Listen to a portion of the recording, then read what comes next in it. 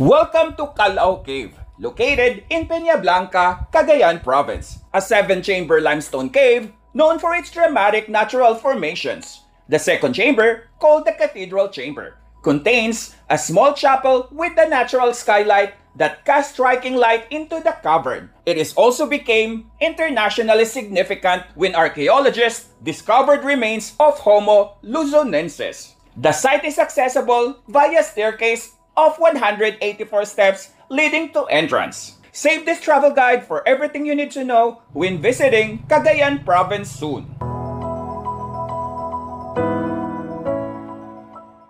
Hello everyone! Welcome back to my channel. My name is Sed, and for today's gala, nandito tayo ngayon sa Tuguegarao. So currently, nandito tayo sa Calao Cave.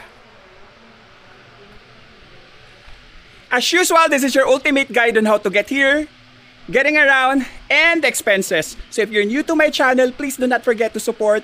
Click on the subscribe button and the notification bell so you will be updated to my latest videos. Please follow my Facebook page, Gala ni Sed. Without further ado, let's get started.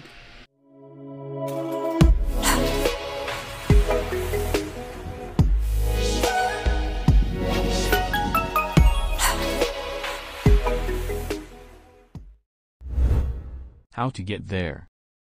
The quickest way to go to Calao Cave from Manila is to ride a plane from Naiya to Tuguegarao Airport. Then haggle and take a tricycle to go straight to Calao Cave. Ayan, tricycle na tayo. So dito tayo sumakay ng tricycle. Sa tabi lang to ng Mango Hotel. Ayan lang yung hotel natin sa likod.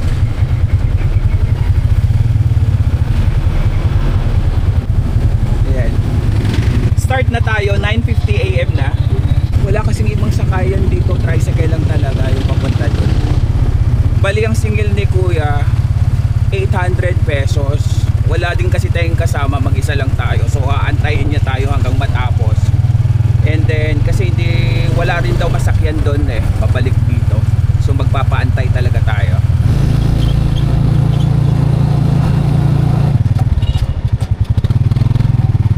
Ayan, Calao Cave, diretso pa. Ito yung daan ng tricycle.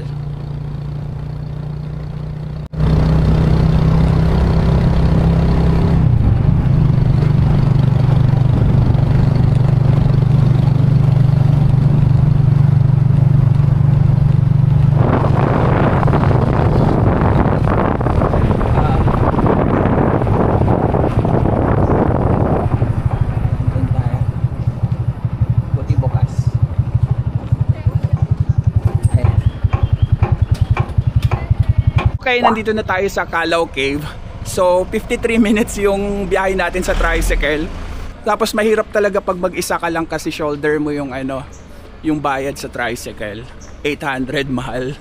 Pero yung isa sinisingil tayo ng 1,200. Hello. Ayan.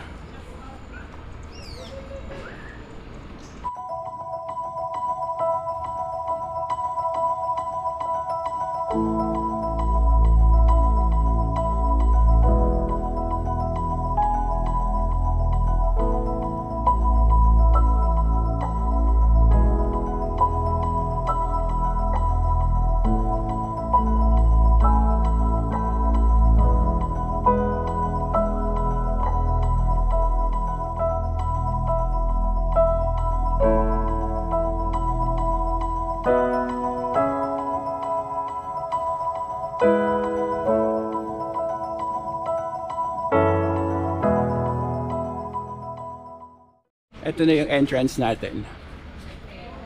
Morning. So adults 100 pesos each. Pagka residents ka 50% off, so 50 pesos. Children free. Foreigner 200 pesos. And so dito tayo. Sa registration muna tayo. Ayan, so 100 pesos yung entrance, tapos 20 pesos yung helmet. So ito na yung helmet natin at ang guide natin si Harvey. Ayan. Meron tayong road safety measures muna. Ayan. Tapos may tayo dito. Ano tawag dito? Briefing. May pa-briefing sila muna. Ayan, Calao Caves. Dito natagpuan yung Homo luzonensis.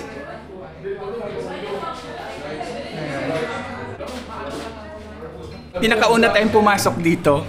Tapos may kasabay tayong mga group. Yan. Ayan. Buti may kasabay tayo. Alam nga naman mag-isa lang ako. Lalaki po ito. Sa buhay ng mga Pilipino. Okay. Hard hat po ay yung number po sa harap. And then sa likuran kung medyo maluwag, pwede pa natin itong higpitan. So para Okay. sa ating safety, kailangan po natin gumamit po ng hard hat po. Thank you. Ayan. So new policy daw dito. Kailangan talaga merong tayo hard hat. Okay. So hinigpitan na natin yung hard hat natin. Ready na kayo? Good morning po sa ating lahat. So, welcome po sa Calao Cave. So, before ang tour ninyo sa Calao Cave, magkakaroon lang tayo ng maikling orientation po regarding sa mga rules po namin dito sa cave. Okay?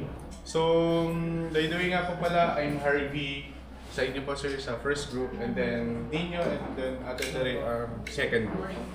Okay. Okay. So ang cave nga po pala na i-explore po natin is Calao Cave po. Kanina narinig ko po ang pag-pronounce niyo po sa name ng cave ay mali po. Okay, so ang Calao Cave ay consists po ito ng 7 chambers with 5 natural skylight. Kapag sinabing natural skylight, ito po is nagbibigay liwanag sa cave. So hindi pa tayo gagamit ng any flashlight sa loob ng cave po kasi ito po yung nagsisilbing liwanag po or yung opening na po sa taas.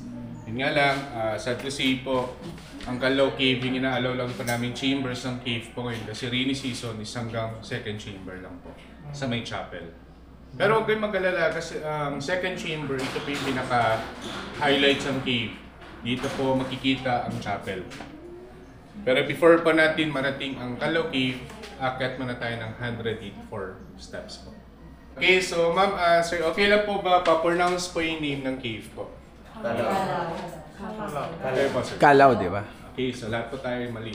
Ay, ano ba? Ang tamang pag-pronounce po sa name ng cave po ay Calao. Yes po. Remind ko lang po sa inyo kapag andito kayo sa province of Cagayan, especially dito sa town po namin, ang dialect po kasi namin dito ay Itawis po. Kapag nakakita kayo ng double letter, parang tulad po nitong word na to, parang siyang hyphenated word na pinaghihiwalay pa namin. So the correct pronunciation po is Calao. Not Calao sir, kasi ang Calao po Parang hinati sa dalawa. Yes, 2 po. syllables na, no? So Calao po. Calao. And then kanina narinig ko si sir po, ang pag-pronounce niya po ay Calao. Ang Calao po, species po ng ibon yun, or sa English, yun yung hornbill. But sad to say, ang hornbill or Calao bird po dito sa lower part ng Sierra Madre Mountain ay endangered na po sila. So wala na makikita. Meron pa naman sir, kasi dito po sa Piña Blanca, meron pa tayong coastal town po dito na protected area ito ng DNR. Okay. So dito po is may mga sightings pa naman po dito along the coastal area ng Piña Blanca po. Okay. Okay, so ang Peña Blanca nga po pala, ang Peña Blanca po, ito na yung nandito na po kayo sa town ng Peña Blanca. Ang Peña Blanca po, Spanish for ibig sabihin white rock. White rock po. Peña means rock and Blanca means white. White. And then ang town po namin ang tinagurang cave capital of the Philippines po. Kasi hindi lang po, Calao Cave ang meron po kami dito. Alam niyo po ba ang town po, or itong buong town po namin, meron po itong 300 plus cave. Open for the public is dalawa lang po. Calao Cave and Sierra Cave. Pero ang Sierra Cave is technical cave po ito. Ang gagawin lang po kasi natin ngayon is only caving. Ang caving po ay easy cave. Yung maglalakad lang po kayo and then easy cave. Unlike Sierra Cave, ang Sierra Cave po is gagapang kayo sa loob ng cave. Okay, so ang reason nga po pala kung bakit may kasama kayong tour guide sa pag-explore sa cave po kasi gusto namin na ma-preserve ang buong Calao or buong Calao Cave po. Ang reason po is dyan sa mga fossils na na-excavate sa loob ng cave. Yung Luzonensis. Yes sir. So kung di nyo po may tatanong, the oldest bone of human in the whole Philippines before I see Tabon Man. Sakto po ba? Davao. Tabon man. Tabon Man ang oldest pa dati, pero through carbon dating, ang dati kasi ang ginamit nilang machine is carbon dating. Ang nakikita po nila sa resulta, Tabon Man is only 47,000 years old. kung ikukumpara po natin sa all data ni Calauman, ang all data niya ay 67,000 years old. Pero wag kayo malito ma'am kasi ang nandyan sa chart na yan ay all data po yun. Explain ko na lang po sa inyo mamaya sir kapag andito na tayo. Andito kasing exact location po kay Calauman or kay Homo luzonensis. Paano nila na ano diyan? Paano nila na hukay or nalaman na? Sir, before mag-conduct po ang mga archaeologists ng excavation, sir, dapat ipaalam po muna nila ito sa PAMBI, so doon sa Protected Area Management Board, and then bago sila maghukay, sir, meron silang ginagamit na machine, sir, parang ini-scan nila yung lupa kung ano yung laman po. So doon nila nalaman na may Yes, mga sir. buto-buto. So, yung mga fossils, sir, it is naka-display na po ito sa National Museum sa Manila. Ang natitira dito sa Provincial Museum ng Cagayan ay yung replica nila po.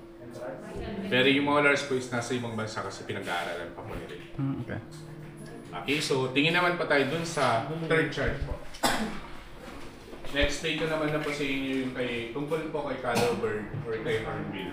Yung katabi naman po niya, yan po yung picture ng mga cloud rat.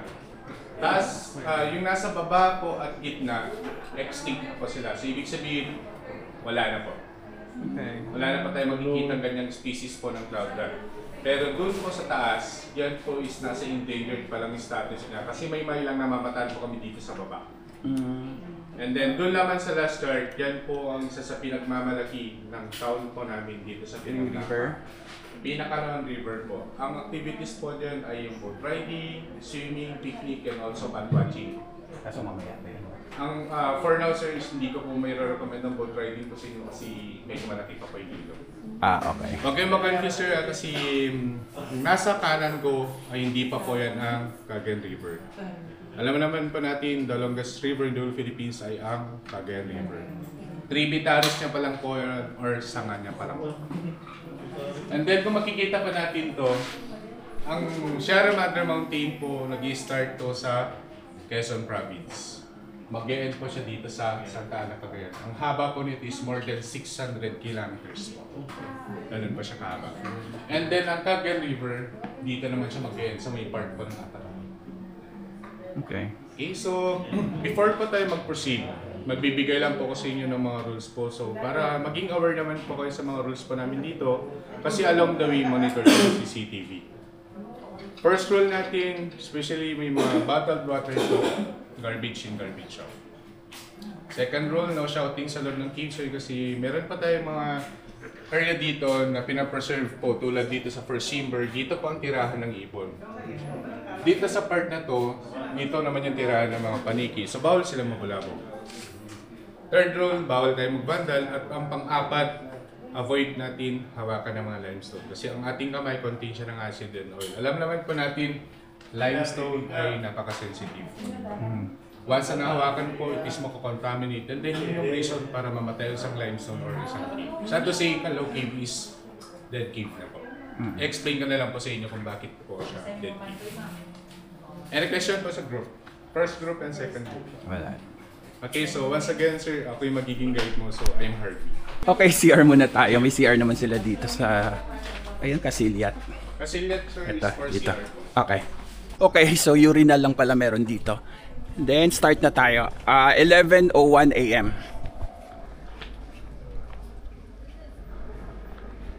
Pupuntahan ko ninyo. Ito lang actually kasi ito na lang yung hindi ko pa napupuntahan eh.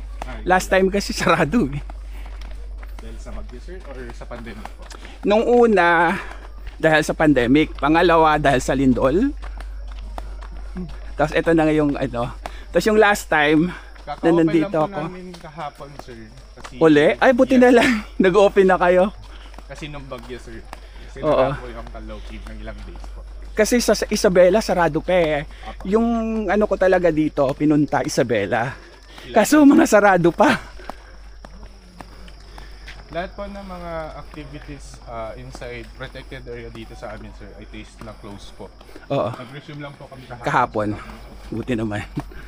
Okay, so ito na raw yung start ng 184 steps. Hiningal na kagad tayo. Yan. Ano pang inaantay natin dyan? Ay. Okay. Sige. Tara. Let's go. Ayan, may mga number naman. May pahinga naman po.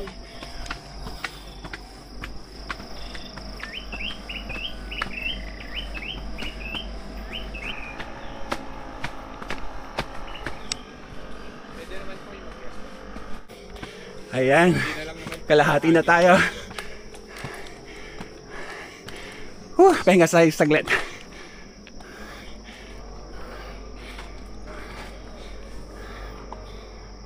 So since kakabukas lang nila kahapon, so wala pa tayong water activity today. As of now, kasi mataas pa yung ilog. So wala munang boat ride for today. Sobrang hingal natin. Mahina kasi tayo sa sa akyatan ng Matarik. Pero paglakaran, ayun, kahit ilang oras na lakaran yan. Next na tayo. So 90s na. Halfway na po yun, so another 92 na lang po. Ayan nga, papalamig na nga siya.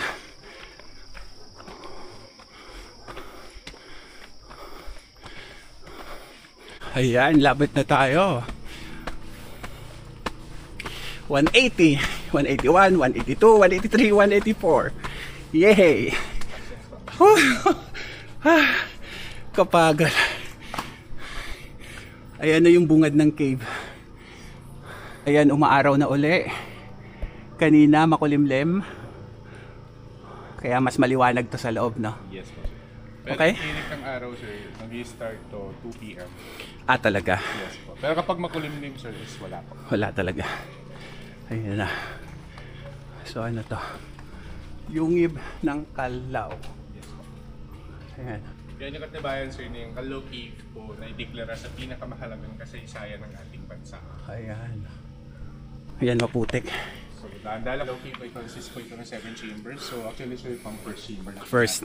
Okay. So, every chamber meron po itong tawag or pangalan po. Ang tinawag po namin dito ay aviary or tahanan ng mga ibon. Aviary. Yes, sir. Actually, yung mga ibon na yun, sir, yung kanilang laway po ay pinaprocess sa mga Chinese para gawin po itong soup. Or mas kilala po sa tawag na nido soup. Balin sa sayaw po. Ayan.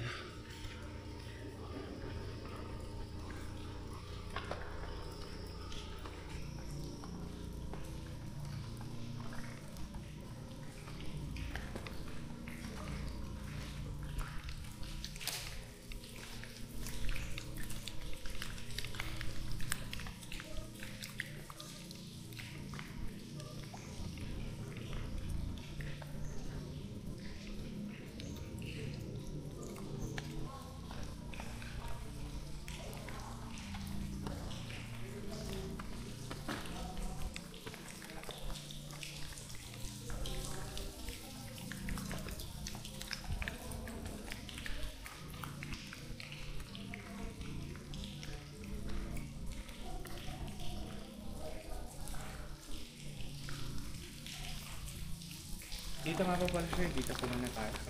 Ayan. Okay, so yan po yung info about kay Homo luzonensis, sir.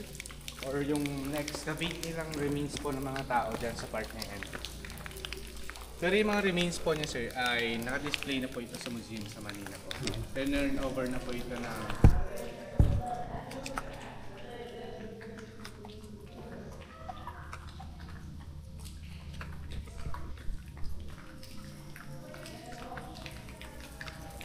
Ayan, dito na tayo. medyo madalas yung feed.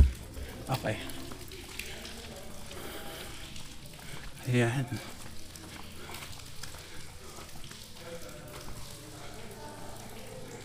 Ang lawak din, no? Sir, picture niyo po kita na ang background niyo po ay yung buong chapel kasama po ang second chamber po. Okay, sige. Okay, so stay po kayo sa gitna, sir. Hindi po paano ko kayo. Saan banda? Diyan po. Ayan, pa-picture muna tayo.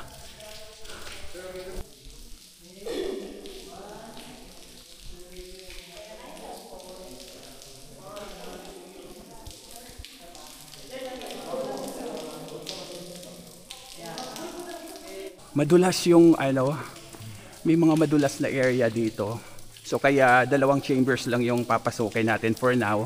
Nakasara yung ibang chambers kasi maputik, madulas. Dahil sa kakatapos lang na bagyong Uwan.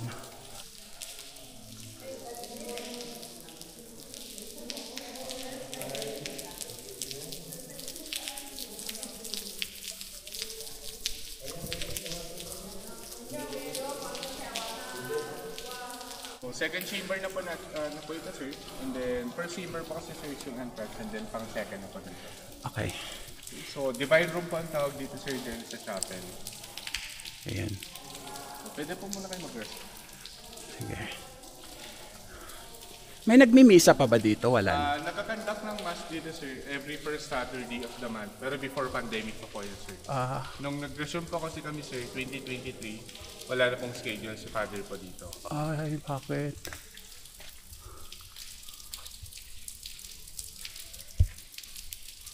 So, yung inakyat pa nating 184, sir, kasama po itong chapel, pinagawa pa po yung 1972. Alang pago dito, sir, ang late governor ng Cagayan, or nag-iisang babaeng naging governor ng Cagayan, si Teresa Javier Paya. Okay. Ito ba yung next chamber? Yes po, sir. Yung nga lang, sir, yung paakyat po dyan ay masyadong madalas, kasi basa po. Yan nga eh. Okay po yung pag-akyat natin, sir. Ang mahirap po ay yung pagbalik kasi wala siyang railings po. Oo.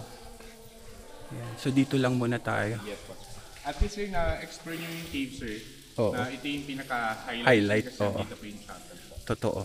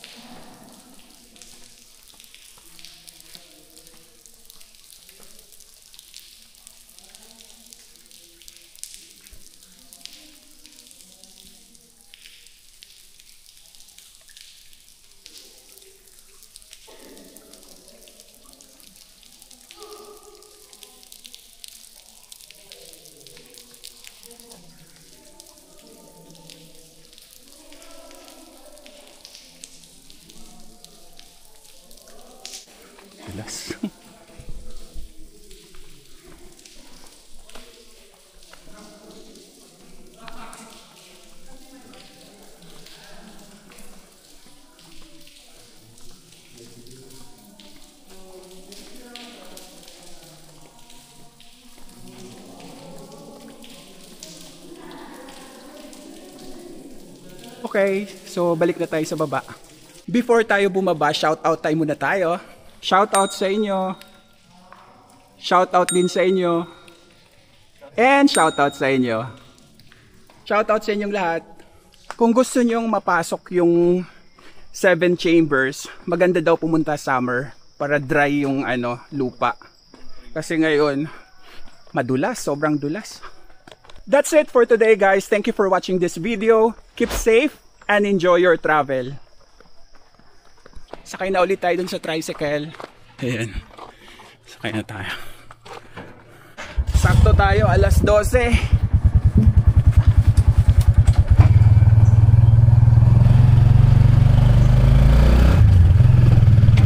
May signal naman dito, LTE 1 to 2 bars.